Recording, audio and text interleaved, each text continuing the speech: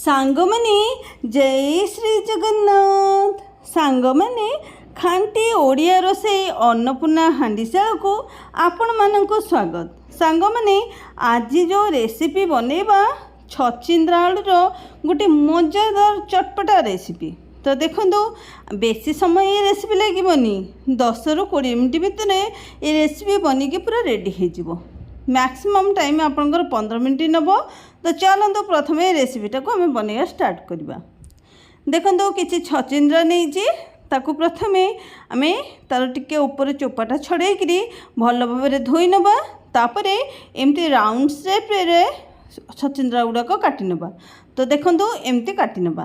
ତ ସବୁଯାକ ଛଚିନ୍ଦ୍ରା ଆଳୁକୁ ମୁଁ ରାଉଣ୍ଡ ସେପ୍ରେ କାଟି ନେଇଛି।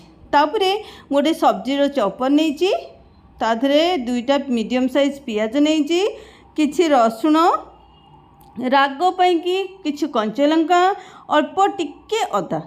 ତାପରେ ଏସବୁ ଜିନିଷକୁ ଭଲ ଭାବରେ ଏଠି କାଟି ନେବା। ତ ଆପଣ ଚାହିଁଲେ ପିଆଜ ଛୋଟ ଛୋଟ କରି କାଟି ଦେଇପାରିବେ, ଆଉ ସବୁ ଜିନିଷକୁ ଆପଣ ଛେଚିକିରି ବି ଦେଇପାରିବେ। ତ ଦେଖନ୍ତୁ, ଏଠି ଆମର ପୁରା ସବୁ ଜିନିଷ ଗୁଡ଼ାକ ଭଲ ଭାବରେ କାଟି ହେଇଯାଇଛି। ତ ଏବେ ଚାଲନ୍ତୁ ଆର ପ୍ରୋସେସଟା ଷ୍ଟାର୍ଟ କରିବା। ଗୋଟେ କଡ଼େଇ ନେଇଛି, ତା ଦେହରେ ଅଳ୍ପ ଟିକେ ସୋରିଷ ତେଲ ଦେଇଛି। ସାଙ୍ଗମାନେ ଏଇ ରେସିପିଟା ଖାଇବା ପାଇଁ ବହୁତ ହି ବଢ଼ିଆ ଲାଗେ, ଗୋଟେ ଥର ନିଶ୍ଚିନ୍ତ ଟ୍ରାଏ କରନ୍ତୁ। ତାପରେ ଏଠି ଜିରା ଅଧା ଚାମଚ ଫୁଟିବା ପାଇଁ ଦେଇଛି। ଜିରା ଭଲସେ ଫୁଟିଗଲାଣି। ଆମେ ଏଠି ଯେଉଁ ଚପ୍ କରି ରଖିଥିଲେ ପିଆଜ, ରସୁଣ, ଅଦା, କଞ୍ଚାଲଙ୍କା ଏସବୁକୁ ଏଠି ଦେଇଦେଇଛି। ସବୁ ଏକା ସାଙ୍ଗରେ ଚପ୍ କରିନେବେ, ଆଉ ଏ ସବୁକୁ ଏଠି ଦେଇଦେଇଛି। ଆର ଅଲଗା ଟାଇପ୍ର ବହୁତ ହି ବଢ଼ିଆ ବାସ୍ନା ଆସୁଛି।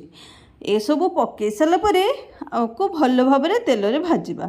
ସାଙ୍ଗମାନେ ଗୋଟେ ଛୋଟ ଅନୁରୋଧ, ଯଦି ଆପଣମାନେ ଚ୍ୟାନେଲରେ ନୂଆ, ପ୍ରଥମେ ଚ୍ୟାନେଲକୁ ସବସ୍କ୍ରାଇବ୍ କରିନିଅନ୍ତୁ।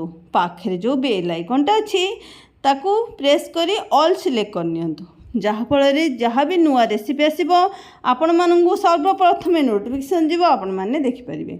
ଦେଖନ୍ତୁ, 2ଟା ଟମାଟର ସବଜିର ଯେଉଁ ଚପର ଅଛି ତା ଦେହରେ ଚପ୍ କରି ମୁଁ ଏଥିରେ ଦେଇଦେଇଛି, ଯାହାଫଳରେ ରେସିପିଟା ପୁରା ଟିକେ ବଢ଼ିଆ ସୁଆଦିଆ ଲାଗିବା ସାଙ୍ଗେ ସାଙ୍ଗେ ଟିକେ ଚଟପଟା ବି ଲାଗିବ। ଟମାଟରଟାକୁ ପକାଇ ସାରି ଭଲ ଭାବରେ ଗୋଳେଇ ନେଇଥିଲି। ତାପରେ କଟା ଯାଇଥିବା ପରିବାକୁ ଦେଇଦେଇଛି। ପରିବା ଦେଇସାରିଲା ପରେ ହଳଦୀ ଗୁଣ୍ଡ ଦେଇଛି, ଆଉ କାଶ୍ମୀର ଚିଲି ଅଧା ଚାମଚ ଦେଇଛି, ସ୍ୱାଦ ହିସାବରେ ଲୁଣ ଦେଇଛି।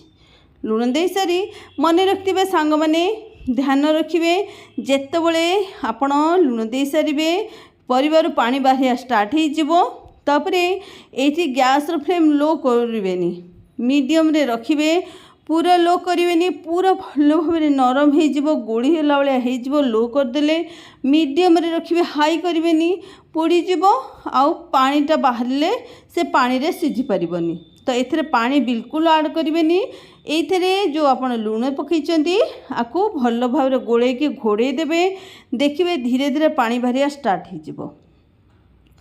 ପାଣି ବାହାରିବା ଦେଖନ୍ତୁ, ମୁଁ 2 ମିନିଟ୍ ପୁରା ମିଡ଼ିୟମ୍ ଫ୍ଲେମ୍ରେ ଗୋଳେଇ ଦେଇଥିଲି। କେତେ ବଢ଼ିଆ ସେ ପାଣି ବାହାରିବା ଷ୍ଟାର୍ଟ ହେଇଗଲାଣି, ଆଉ ପରିବା କେତେ ବଢ଼ିଆ ସେ ବାସ୍ନା ଆସିବା ଆରମ୍ଭ ହେଇଗଲାଣି, ପରିବା ବି ସିଝିବା ଷ୍ଟାର୍ଟ ହେଇଗଲାଣି। ତ ଏଇଠି କ'ଣ କରିବା, ଥରେ ଗୋଳେଇକିରି ତାକୁ ଘୋଡ଼େଇ ଦେବା। ତ ଏଇଠି ଦେଖନ୍ତୁ, ଗୋଳେଇକି ଘୋଡ଼େଇ ଦେଲି।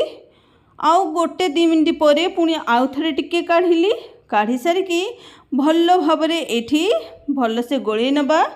ଗୋଳେଇକିରି ଏଇଠି ଆଉ ଥରେ ଘୋଡ଼େଇ ଦେବା। ସାଙ୍ଗମାନେ ଏମିତି 2ରୁ 3 ଥର ଏଇ ଟାଇପ୍ର ପ୍ରୋସେସ୍ କରିନେବେ। ଦେଖନ୍ତୁ କେତେ ବଢ଼ିଆ ସେ ଆଳୁ ସିଝିଗଲାଣି। ଆଳୁ ଆମେ ଟିକେ ରାଉଣ୍ଡ ସେପ୍ରେ କାଟିଥିଲେ, ବହୁତ ବଡ଼ ବଡ଼ ଆଳୁ ପିସେସ୍ ହେଇଥିଲା। ତ ଏଇଠି ଦେଖନ୍ତୁ କେତେ ବଢ଼ିଆ ସେ ସିଝିଯାଇଛି।